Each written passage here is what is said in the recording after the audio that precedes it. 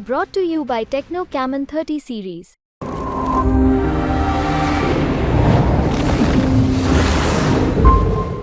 नमस्कार, बिहार तक में आपका स्वागत है। बिहार तक के एग्जिट पोल में आज हम चर्चा करेंगे पाटलिपुत्रा वीआईपी सीट की, क्योंकि इसमें जो तीसरी बार दांव आजमा रही हैं लालू प्रसाद यादव की बड़ी बेटी मीसा भारती और रामकृपाल यादव बीजेपी की ओर से। आज जानते हैं पटना के वरिष्ठ पत्रकारों से कि किनका पलड़ा इस बार भारी होगा। इनके एग्जिट पोल से जानते हैं इनका क्या राय है, किन्हें मानते हैं कि वो बाजी मारेंगे इस बार। मीसा भारती तीसरी बार दांव आजमा रही है, रविशंकर ये माफ कीजिएगा रामकृपाल यादव हैं, कैसे चुनौती दे पाए, क्या लग रहा है कौन बाजी मारेगा? देखिए, ये तीसरी बार चाचा और भतीजी में टक्कर है, लेकिन तस्वीर बदला हुआ है। रामकृपाल यादव अच्छे वक्ता, नेता, सामाजिक कार्यकर्ता, सामाजिक सरोकार को जीने वाले बंदा है, लेकिन इस बार वो थोड़ा सा कष्ट में है। जो मुझे जानकारी है, 2-3 समीकरण बदला है। एक तो लालू जी बाहर हैं और खुद वो नियंत्रण कर रहे हैं, आरजेडी की ही नहीं बल्कि महागठबंधन के लिए नेतृत्व संभाल रखा है। इनकी बड़ी बेटी है, काफ़ी नेह है, राज्यसभा से सांसद भी हैं, दावेदारी है, पुख्ता दावेदारी है। दूसरी बात कि कई और समीकरण, जैसे डॉक्टर रंजन प्रसाद यादव जो लालू के गुरु हुआ करते थे, उनका समर्थन मिला है।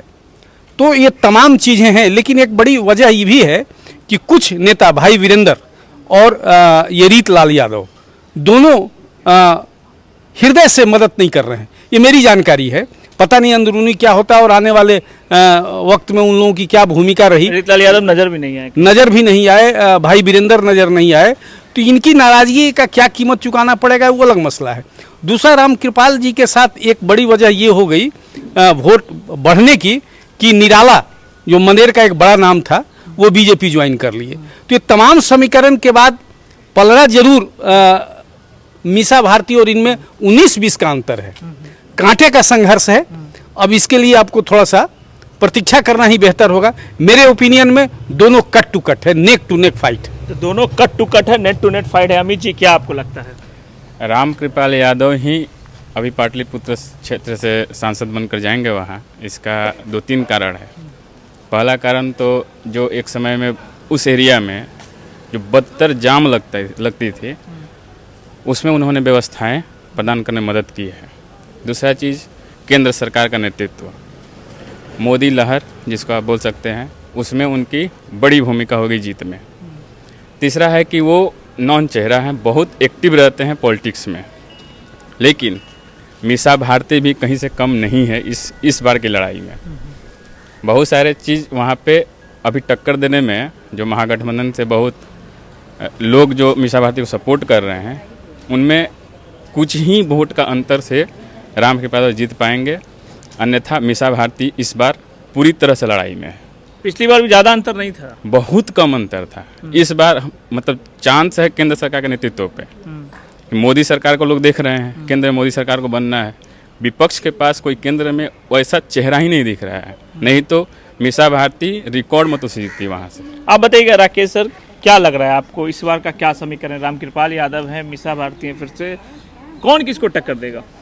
देखिए, टक्कर की बात है तो मतलब कांटे की टक्कर हम कह सकते हैं। दोनों के बीच कांटे की टक्कर है। अगर जीत हार होती भी है तो बहुत कम मार्जिन से होगी, मेरा मानना है।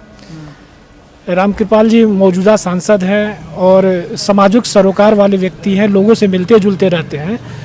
और मीसा भारती जो है वो तीसरी बार मैदान में है, तो स्वाभाविक है कि जो एक एंटी इनकम्बेंसी कहा जाए तो वो रामकृपाल जी के प्रति देखने को वहाँ नहीं मिल रहा है। बल्कि हम कह सकते हैं कि जो प्रो इनकम्बेंसी जो है वो रामकृपाल जी के प्रति वहाँ पे देखने को मिल रही है। तो जहाँ तक अगर मैं कट टू कट बात करूँ तो स्वाभाविक रूप से जीतने तो रामकृपाल जी जा रहे हैं।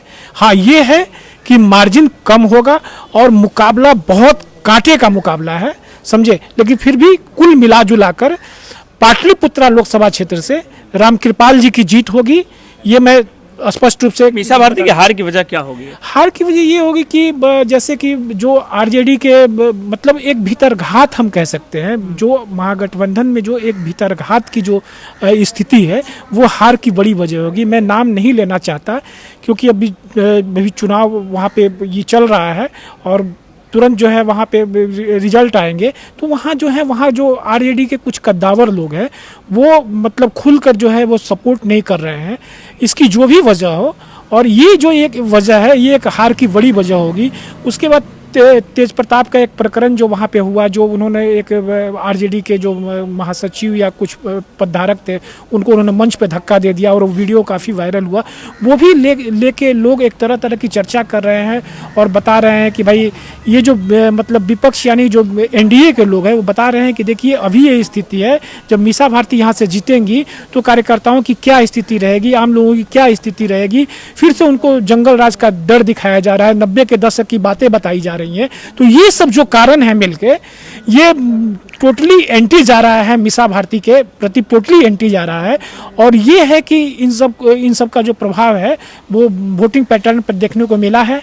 तो स्वाभाविक है कि जो रामकृपाल यादव हैं वो कम ही मार्जिन से रही, लेकिन वो चुनाव जीत रहे हैं। तो विवाद का प्रभाव वोटिंग परसेंटेज पे दिखेगा। सुमन सर, क्या लग रहा है आपको, रामकृपाल यादव या मीसा भारती?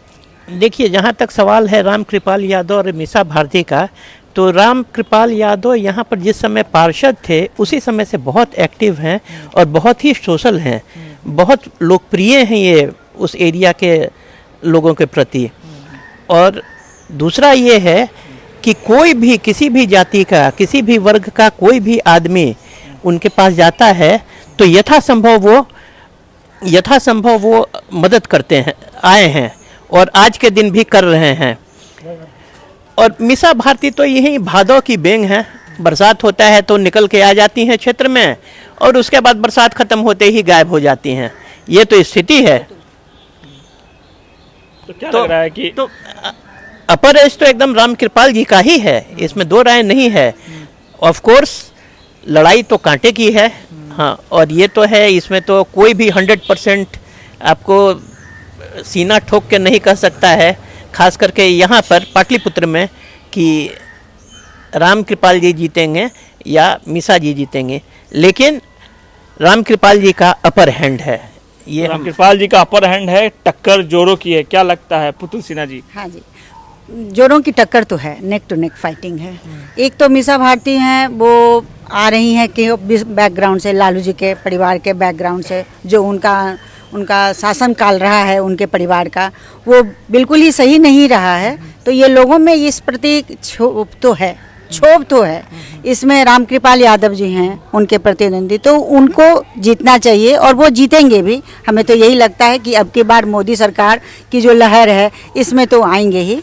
और कांटे की टक्कर तो मीसा भारती को इस वजह से भी है क्योंकि लालू यादव अभी बाहर हैं और इधर इन्होंने ज़मीनी तौर पर काफ़ी ही काम किया, काफ़ी रैलियां की हैं, काफ़ी काम किए हैं और काफ़ी लुभावना, बहुत सारा प्रलोभन भी जनता को दिए हैं। और हमारी जनता जो है वो ऐसी बेवकूफ़ नहीं है, प्रलोभन स्वीकार भी करती हैं और मतदान भी देती हैं और अपने इच्छानुसार जो उनको सही लगता है, जो उनके लिए काम करता है, उन्हीं को जीतेंगे। क्या उम्मीद है? उम्मीद तो है कि रामकृपाल जी ही जीतेंगे क्योंकि उन्होंने काम भी किया है अच्छी तरीके से। तो उम्मीद जता रहे हैं रामकृपाल यादव। हमारे साथ डीडी यादव सर है, आपको क्या लगता है?